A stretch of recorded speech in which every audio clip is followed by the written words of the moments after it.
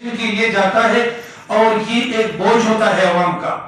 تو لہٰذا آپ لوگ لیجسلیشن کے لیے گئے ہو تو لچک کا مظاہرہ کرو. یہ جو آپ لوگ گالی گلوچ ڈاکو ڈکیت یہ وہ لٹر پٹر ان سے پرہیز کرو. اور اگر اپوزیشن کچھ کہے بھی برداشت سیکھو.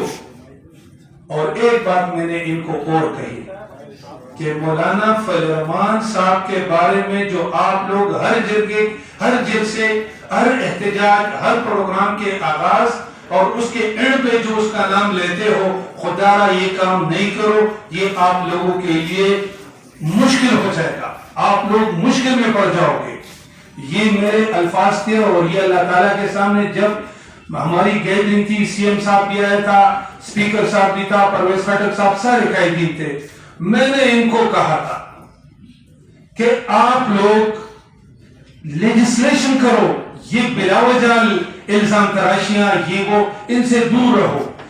ایک صاحب نے مجھے کہا کہ اگر اس طرح نہیں ہوا، میں نے کہا میں خاموشی اختیار کروں گا، کیونکہ میرا ضمیر مجھے اجازت نہیں دیتا ہے کہ کسی کے بارے میں اگر گالی گلوچ خواہ کسی ادارے کے بارے میں کسی سیاسی پارٹی میں کوئی بھی ہو، میں اس پارٹ کا ایسا کبھی نہیں بنوں گا.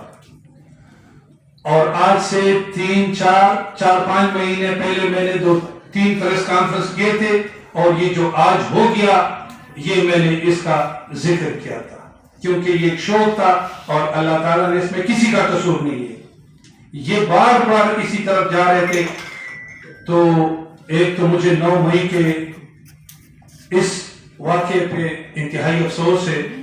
میں انتہائی افسوس کے ساتھ اس میں ایک بات یہ ہے کہ کرنل شیر خان جس نے اس قوم کے لیے اور ہم سب کے لیے قربانی دی تھی، وہ جسٹ میرے گھر سے 2 کلومیٹر کے فاصلے پر تھے. تو آج ان کا بھی مجھ پہ حق ہے، وہ بھی ہمارا بھائی تھا. اور اسی قوم آپ اور ہم کے لیے دیکھو ہم انسان ہیں. اگر اسٹیبلشمنٹ کے 2-3 بندے کچھ غلطی کرے تو 15 لاکھ لوگ اگر اچھائی کرے تو وہ بھی ہمارے ذہن میں ہونا چاہیے. اس طرح نہیں ہونا چاہیے.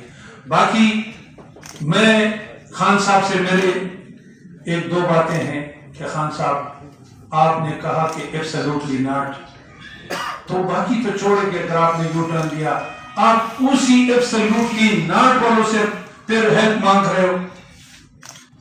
اور ایک گلہ میرا یہ ہے کہ خان صاحب آپ عمران خان صاحب آپ پی ٹی آئی والے اپنا تو جو بھی طریقہ کار تھا